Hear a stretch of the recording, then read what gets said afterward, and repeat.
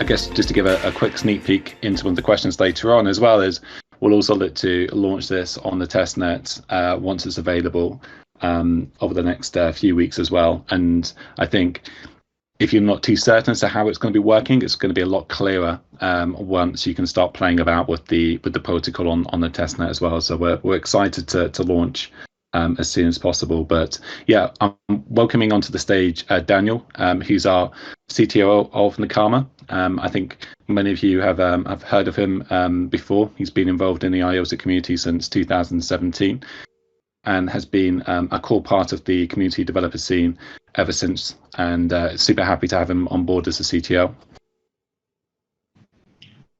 Thank you, Rob. I'm really happy to be here and to start explaining a bit what Virtue is and what we envision. Great. Well, I think we'll get started with some of the questions. Also, just to bear in mind that if we don't answer your question, just bear in mind that we've received a lot of questions, and some of them are either very similar or almost identical. And the first person that asked. So if we don't get around to your question, it's either that it's just too technical, it doesn't really suit this format, or it's previously been asked. The first question that we've got is from Seamus, and the question is, what is the difference between Deeper and Virtue? So I do appreciate that they are quite similar in the manner that they are lending protocols, but Virtue is a over-collateralized stablecoin platform, meaning that when VUSD is minted as debt by the platform, it's backed by collateral. Therefore, there's no external suppliers of VUSD, and therefore interest can be kept at 0%. That's the main difference, in that there's no external suppliers of VUSD. It's an algorithmic stablecoin which is backed by the collateral which is placed into the platform. Whereas Deeper is a lending market which relies upon users providing lending liquidity. It also allows for an increased number of assets to be borrowed in comparison to Virtue, with a variable interest rate depending on supply and demand. And typically using Deeper to borrow stablecoins in comparison to Virtue is cheaper over the short term because Virtue has a fee to take out a lending position and then repaying that lending position, in comparison to Deeper, which has just got a variable interest rate and no fee at the take on and repayment of the lending position. So they're the two main differences between Deeper and Virtue. The next question we've got, perhaps Daniel, you could answer, which is, how can Virtue make earnings from 0% interest? Yeah. You sort of already explained this. I saw some comments on Twitter yesterday. So basically, you only pay a small fee to issue the stablecoin. And then once you want to recover your collateral, if you want, you can do that, and you're gonna pay a redeem fee. So we have these two fees, and that's how the protocol is gonna have a revenue. But once you pay those fees, for instance, if you want to mint 100 BUSDs, you probably will pay 50 cents of a fee when you issue those stables. And then if you want to redeem, regardless of how much time passed between the point in which you issue the stable and now trying to redeem, you're gonna pay another fee that may be close to 0.5% as well. So these fees are the way Virtue makes some earnings, and these earnings will be distributed among the protocol actors later. Yeah, I guess to put that in comparison with Deeper, if we look at like compound forks right now, a typical interest that's charged for USD stablecoins is roughly 4% a year. So let's say you wanted to take a long position over a year. If you did that with Virtue, it's going to cost you, we anticipate to be 1%, because you've got a 0.5% fee when you take out the loan, 0.5% fee when you repay the loan. And in comparison, Deeper would be charging you roughly about 4%. And this is that analysis that I made earlier, that if you look to take out a longer term debt position for stablecoin, Virtue is more cost effective. But also from a platform perspective, the platform makes more fees with Virtue because we don't have to share that fee with external lenders. We don't require anyone to provide that external liquidity because we're minting an algorithmic stablecoin, which is backed by the collateral within the platform. So if the debt position gets too high, that collateral will get liquidated to repay the debt position. So it's a very clever mechanism and allows for the platform to earn good fees. And in turn, if you're a holder of the Virtue token, you can stake that token as well to earn a percentage of those fees as well.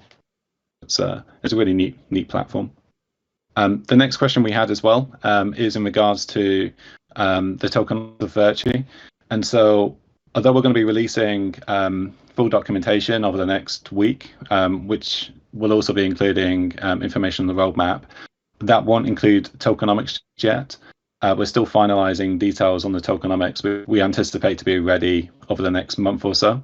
One thing I mentioned is that we haven't accepted any capital from any third-party VCs, and therefore with our project we can allocate more of the emissions to our core users. And similar to the approach that we've taken with Deeper, we want to benefit all stakeholders within this platform, so we can do so in a very fair and economic method. And similar to Deeper, this will also be a fair launch with perhaps a initial liquidity offering. So we're looking to ensure that we have very fair tokenomics that benefit all stakeholders, particularly early adopters of the platform.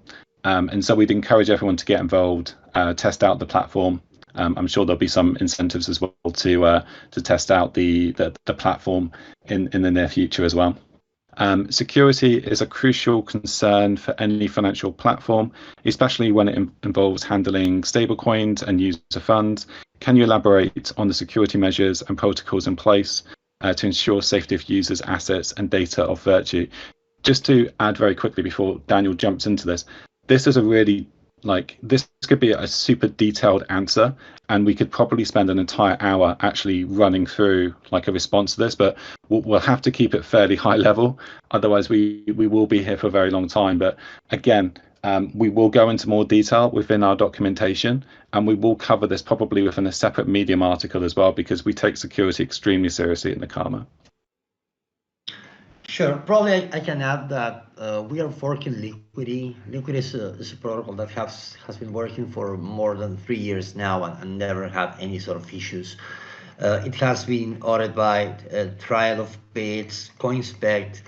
I would say it's pretty battle tested. So that's a very good code base and a very secure code base.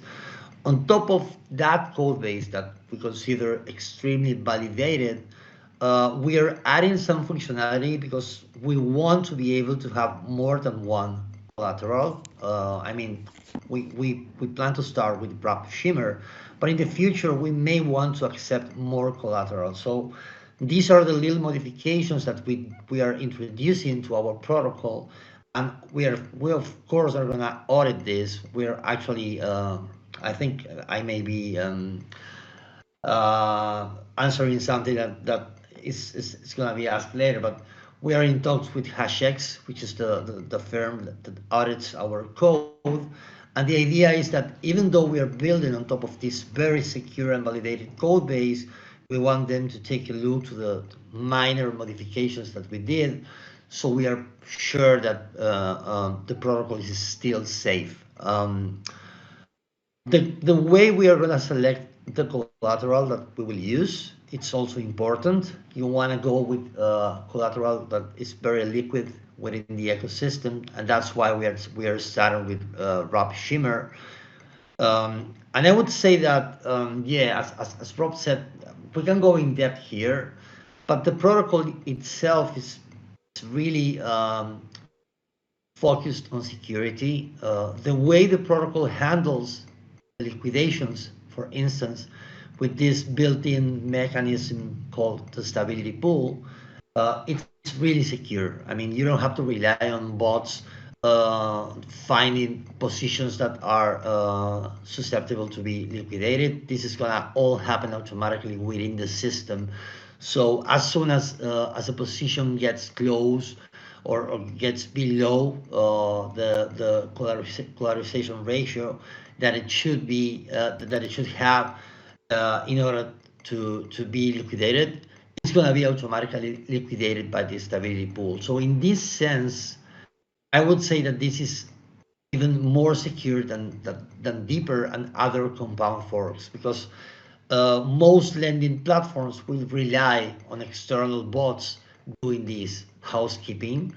And here the role of the keepers of the system is built in within the protocol. So you guys will be able to participate, and obviously you're going to get rewards for doing that.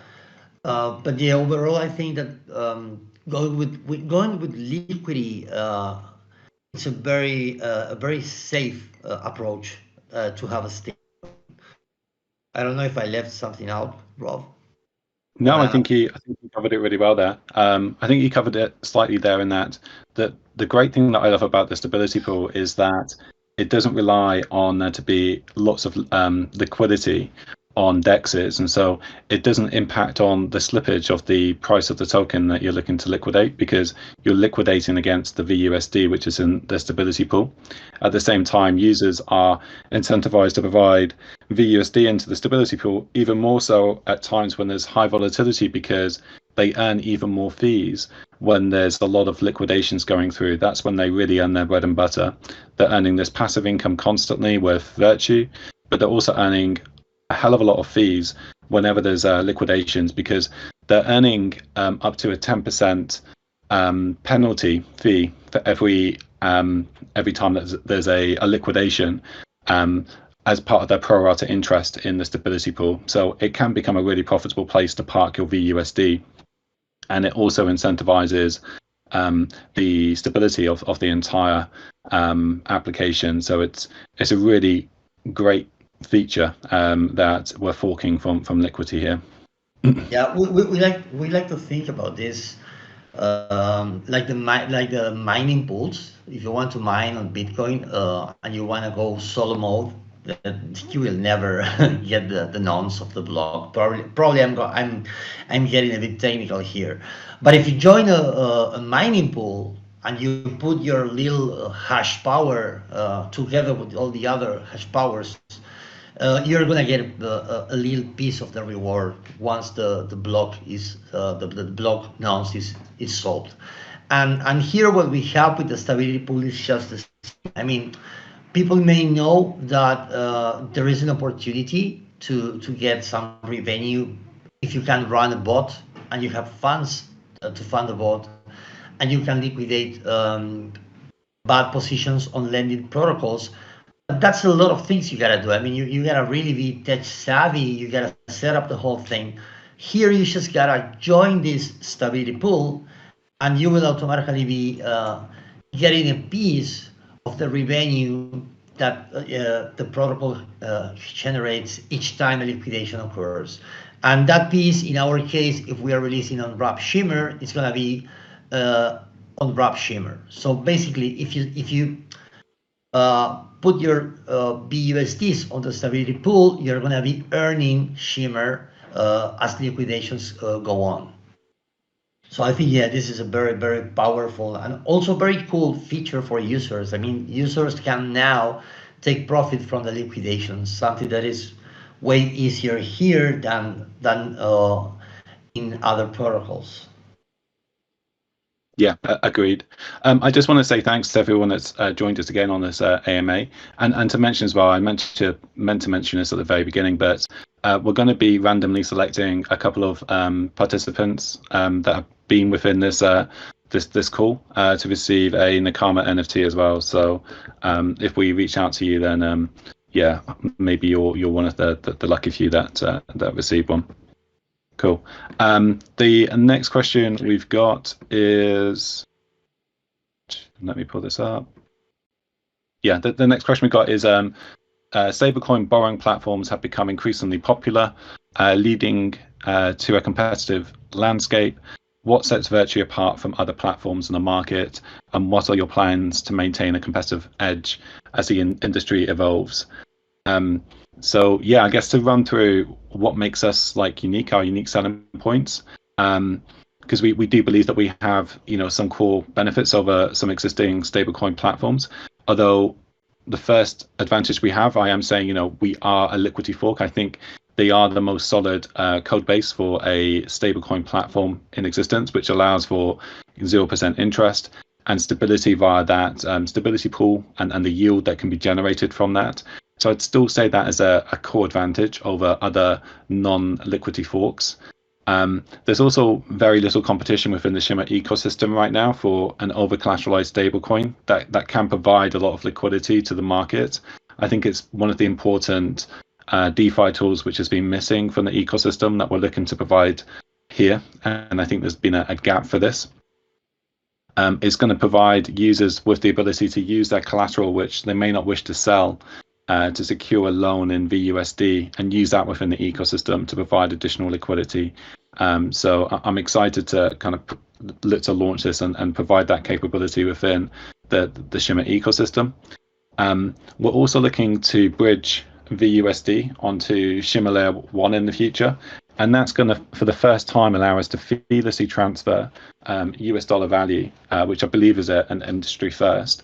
So the ability to will need to mint, and the user will need to pay the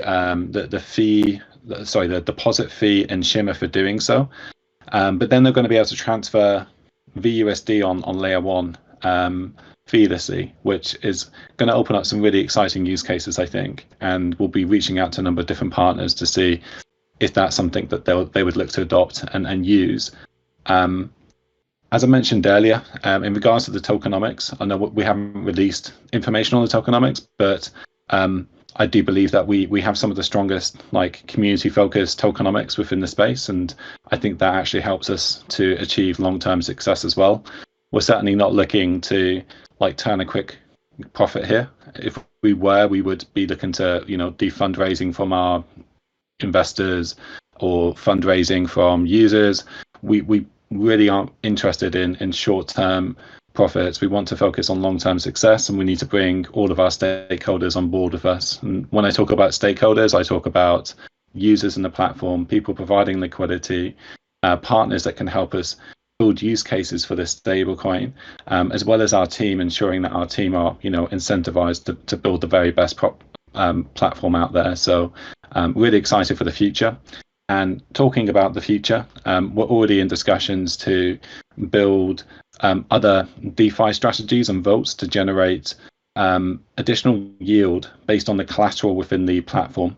I don't want to go into too much detail here, and it's fairly high level, but essentially what we're looking to do is look for very safe DeFi strategies. For example, single vote DeFi strategies such as maybe Deeper, where we could deploy perhaps Shimmer into their lending markets and earn a small yield that could then be used within the Virtue platform to further incentivize either the users that have staked collateral or VUSD or partners. There's a lot of opportunities, and I think when we look at the industry evolving, I think that's which is going to become a lot more competitive in the future. I think there will be more over-collateralized stablecoins, and the collateral within those platforms, rather than just being sat there not earning a yield, they're going to be deployed within DeFi.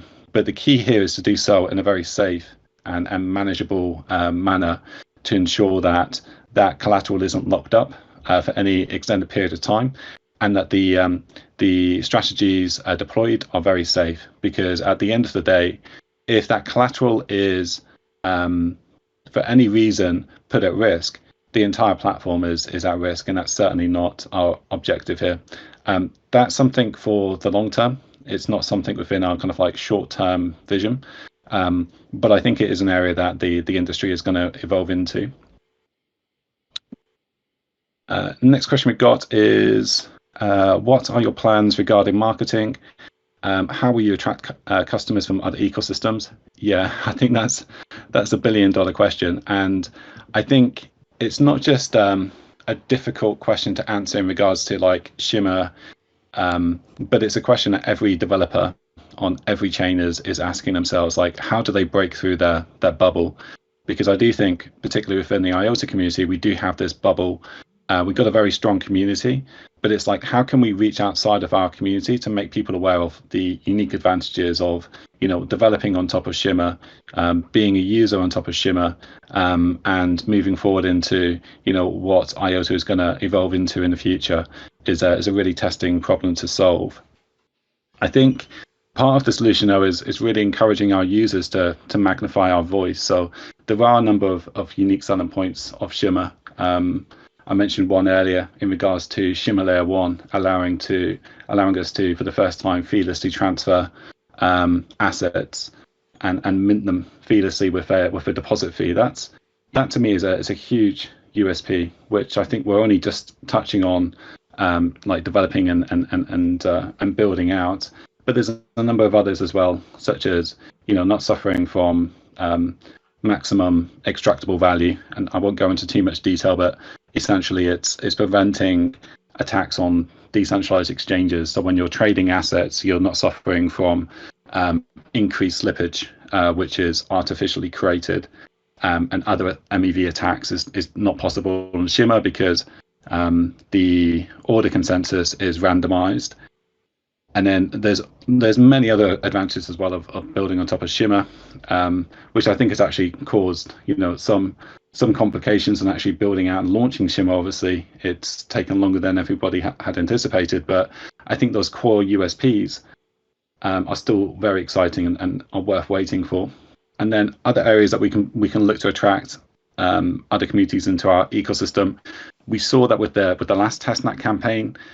We got a lot of traction from other ecosystems.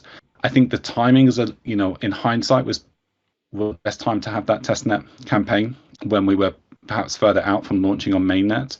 But we are actually working with a number of different developers right now to try and come up with a new testnet campaign between us to incentivize you know, a larger group of you know, cross-chain users to come in and test out our applications just before we go to mainnet.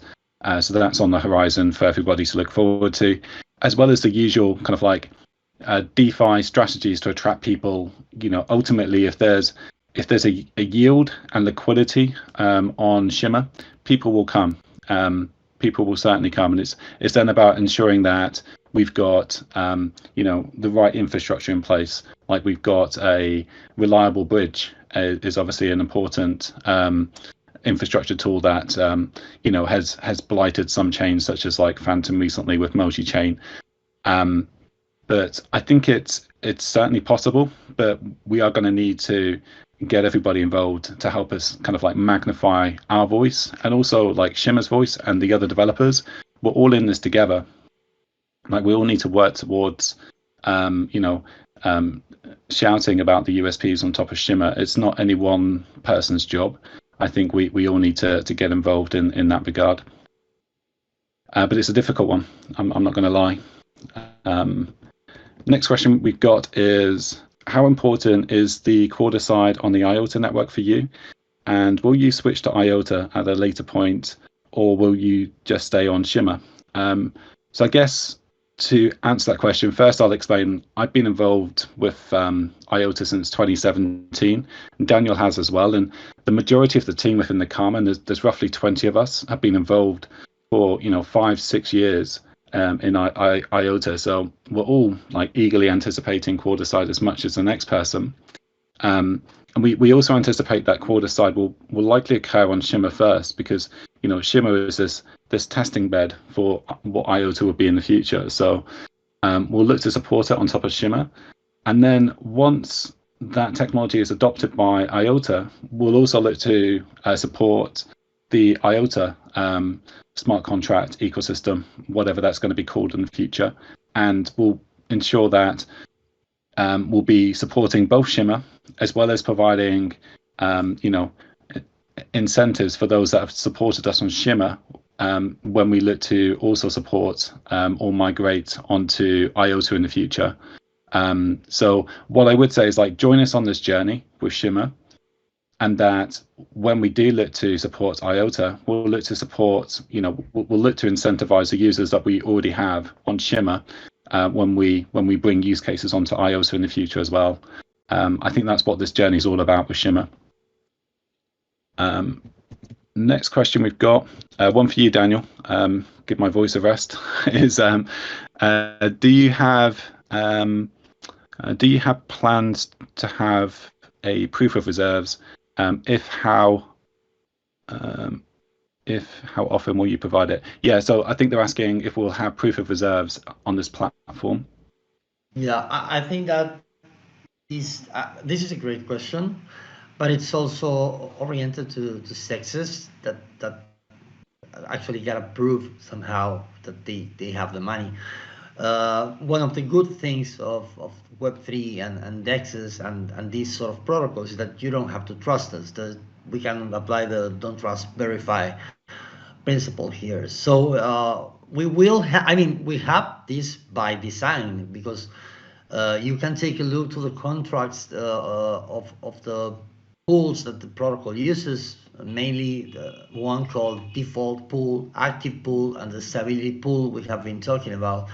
And just by taking a look to the balance of these contracts, you are going to be able to see the amount of money and whether it's there or not.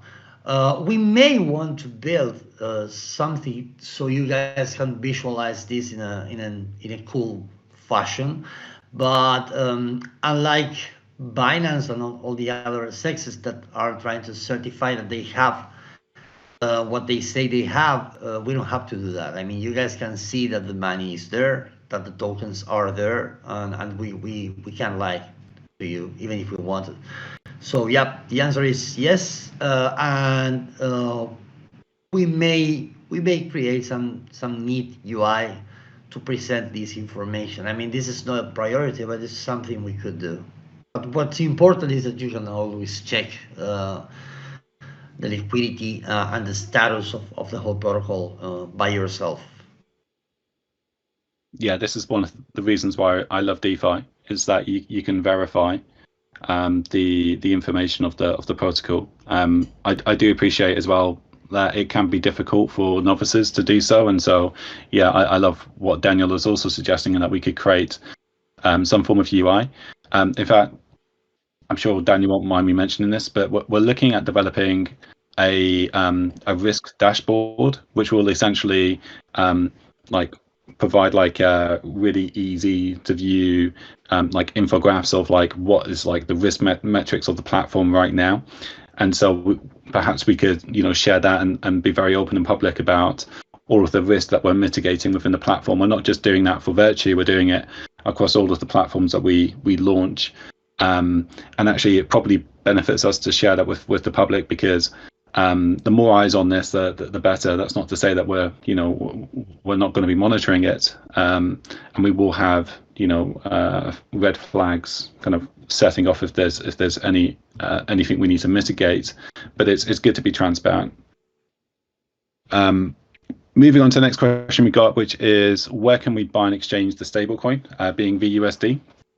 So we will look to work with our partners and ensure that it's on all the leading decentralized exchanges on Shimmer, and we'll ensure as well that we can incentivize the liquidity of those exchanges as well, to ensure that we've got deep liquidity for VUSD and also Virtue as well. And that will form part of the tokenomics to ensure that there's enough incentives to ensure that our partners will provide liquidity. But also as part of those tokenomics and ensuring that partners adopt it, it's not just about adopting it within decentralized exchanges. I mean, that's great. Ensuring that it's got a lot of liquidity across a number of different pairs is great. But we also want to create use cases for this stablecoin outside of just DEXs. So ensuring that we have maybe a lending market on Deeper, ensuring that if there's maybe a decentralized casino on Shimmer, that they could adopt it, or an NFT marketplace, we could partner with these people and incentivize them to use our stablecoin and provide it with far more use cases outside of just trading, for other cryptos, or just placing it into the stability pool. So these are all very important to us because we need to ensure that we increase the number of incentives for VUSD, which in turn encourages more people to mint VUSD, which increases the revenue and therefore provides more utility to Virtue, as Virtue, being staked, receives a large portion of that revenue. So these are all things that we're considering right now with the tokenomics.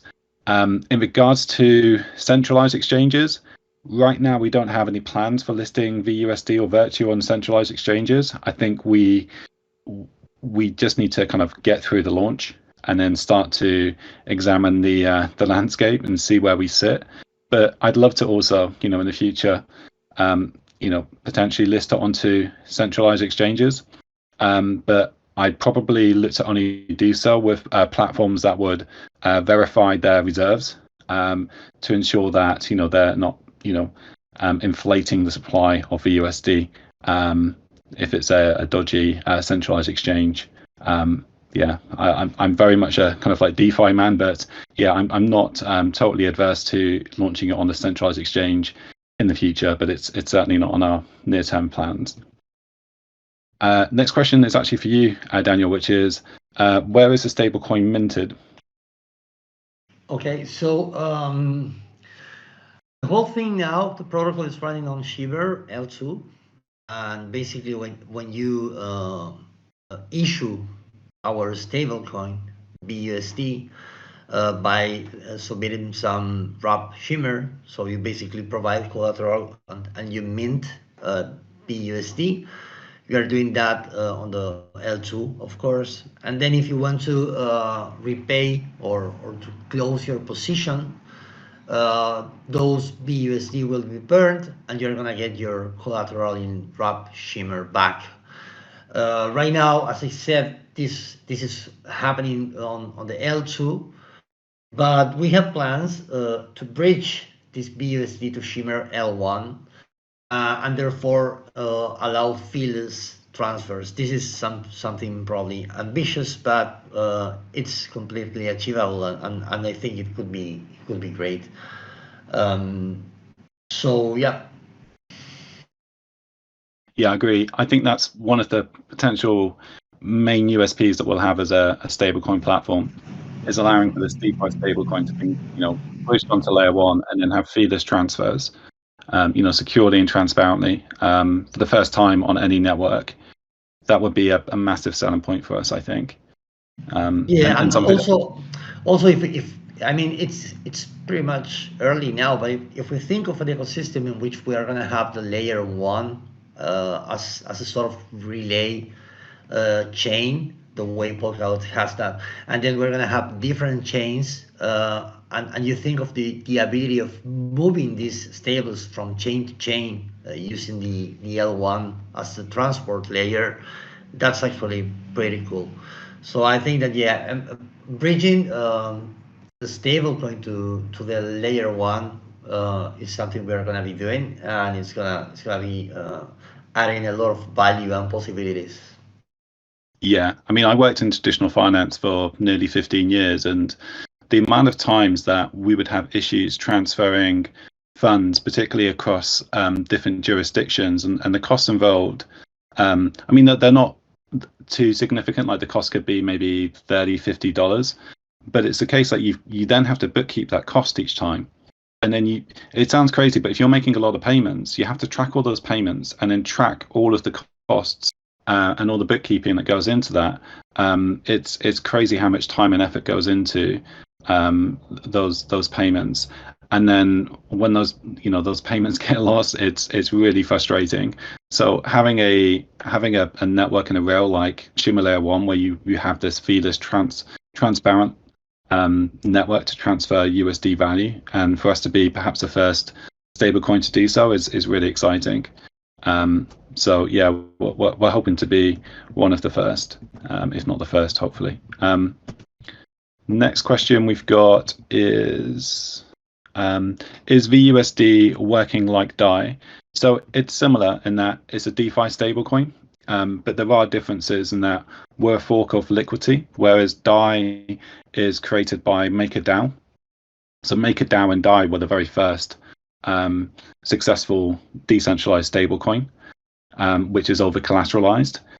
Liquity and LUSD, which we're a fork of, is also an over collateralized DeFi stablecoin. So that there's a lot of similarities with DAI, but that it has a more efficient liquidation method for dealing with risky debt positions to protect the platform. So it's worked far more securely, particularly during like large drawdowns and bear markets in comparison to MakerDAO. So I think most people that are experienced in DeFi would agree that Liquity is a more efficient platform at managing bad debt positions, but it started later than MakerDAO, and therefore it hasn't had as much traction, although it's done particularly well. So Liquity as a platform has generated more than $4 billion worth of debt positions, meaning it's created more than $4 billion worth of LUSD, their stablecoin, and they've generated revenue. I can't remember if it's over 25 million or over $35 million worth of revenue. Either is like, really impressive. And if we could get to a fraction of that, we would obviously be very happy over the next couple of years. Next question we've got is it the loan applicant who provides the over collateralization? Perhaps Daniel, you want to pick this one up? Yeah.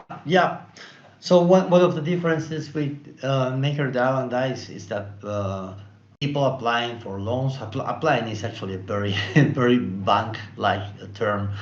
People trying to issue stablecoin will have to provide the collateral, and yeah, it's gonna be over collateralized. Now the minimum collateral ratio that the system has is 110%. So basically, if you put $110, you can take a $100 loan. But I gotta emphasize that this is actually very risky, and our platform, our UI is gonna suggest you to open positions with at least 150% of over collateralization, so you're safe. But yeah, I mean, the users are the ones providing the collateral for the BUSD that is minted. Great. And the next question, also from Jackie, is how is the parity maintained with USD? So how is it pegged 1-for-1? I feel like this is pretty complex, so I'm gonna try to answer this like at a high level, and probably we can discuss on the chat or once the documents are out. But basically, the protocol has what we call a floor and a ceiling price. The floor being $1, the ceiling being 1.10. And ideally, the price is going to be always on that range. And there are hard and soft mechanisms to pre-peg the coin, and also a lot of opportunities to arbitrage anytime that the BUSD price goes below or above $1. So to give you an example, every time you redeem, you're burning BUSD tokens. I mean, if you redeem because you want to claim your collateral back, then you're burning the BUSDs, and that's reducing the BUSDs, which is gonna shrink the supply, and obviously it's gonna tend to increase the stablecoin price. So they have like this sort of hard and soft peg mechanisms, mostly based on arbitrage opportunities. So if the price goes below $1, you're gonna have opportunity to enter and then to go out and get some more collateral than what you had when you started. And if the price goes above $1, you can always, if it breaks the ceiling, say that it goes above 1.10, then you just can take a loan with the minimum collateral ratio, that would be 110. And you can probably take those BUSDs and you can swap them on some pool. I don't know. Let's say that we have a Shimmer C, we have a pool on Shimmer C that already supports our token.